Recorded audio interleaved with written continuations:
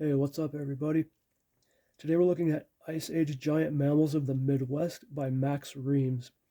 Max Reams is a retired professor of geology and paleontology who also writes both fiction and nonfiction books. I found this book by searching specifically for the Pleistocene epoch, which was from about 2.5 million to 11.7 thousand years ago.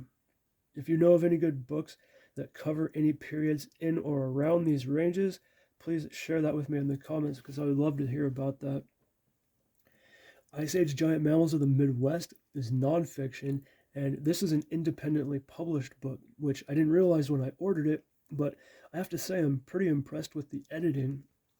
There's a few clunky sentences here and there, but other than that, I didn't find any mistakes or typos, which aren't as uncommon as you might imagine, even in professionally published books. I also like the organization of this book, and despite the title, it covers more than just the megafauna of the Ice Age. It also has a lot to say on humans, environments, and there's a little in here on smaller mammals too. But the first half of the book is about establishing the context and about environmental aspects on Earth in the late Pleistocene and how that influenced population migrations for different animals, including humans. And we go over the different theories and evidence and questions surrounding the first humans in North and South America. Then the second half of the book is essentially a bestiary for the more well known mammals of the Pleistocene. It's well organized. Each animal gets a few pages dedicated to it, and the author covers some general traits about the animal, their genetic kinship with other animals, from what time and areas they originated and have been found in, how they lived, and questions about why they became extinct. The book has tons of black and white pictures and photographs, mostly from museum exhibits. I like how the author discusses details of the animals' anatomies to elaborate on their behaviors. And this becomes even more interesting with the way the bestiary is organized, so we can appreciate differences in animals that may be closely related or maybe not closely related. For instance, whether the American cheetah versus the saber-toothed tiger had retractable claws and what that tells us about the way they lived. Something I didn't like so much was there were times in this book when the author feels like he's addressing children. He'll say something like, on page 155, after describing the teeth of a giant beaver, he writes, "Watch out, timber." It reminds me of something that you would hear in a children's nature program or something like that. And in general, this author favors liberal use of exclamation marks. To me, these stylistic choices clash with the rest of the presentation, and nothing about this book indicates that it's going to be like this. But it's only sprinkled a little bit here and there, and if you can get past that, there's enough interesting content in here to be worth reading. Another big theme in this book is the question, why are all of these animals extinct? Throughout the book, the author presents the competing ideas and the support and or the problems for each of them.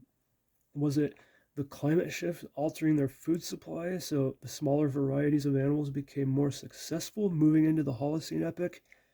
Was it the expansion of human cultures and improving hunting technologies that wiped out the megafauna? Or maybe a meteorite like the one that killed the dinosaurs?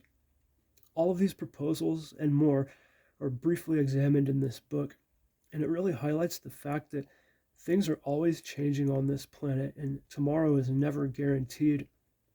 This is pretty interesting, but to me, the most interesting thing about this book was just the descriptions of each of the animals and reading about how they originated on one continent and spread to another one through the Bering Land Bridge or the Isthmus of Panama, which were above water periodically through the Pleistocene.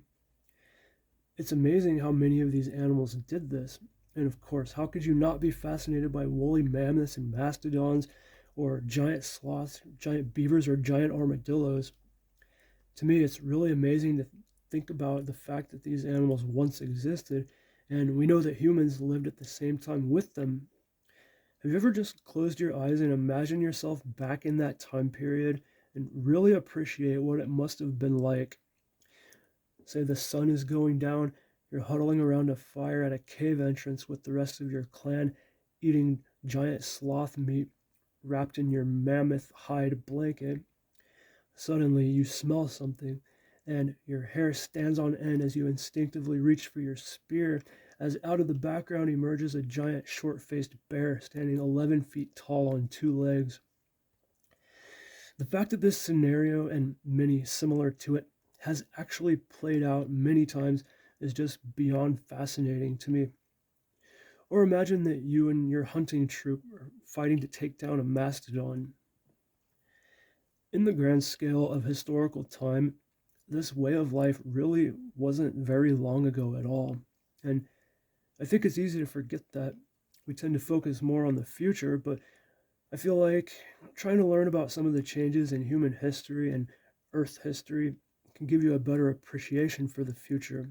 And, it's friggin' saber-toothed tigers and woolly mammoths. Do you really need an excuse to read a book like this? Okay, that's it for this one, guys. Thank you for watching. I hope you enjoyed the video. I thought the book was pretty decent, except for a few things the author did. But if you're interested in extinct mammals or the Ice Age in general, check out Ice Age Giant Mammals of the Midwest by Max Reams.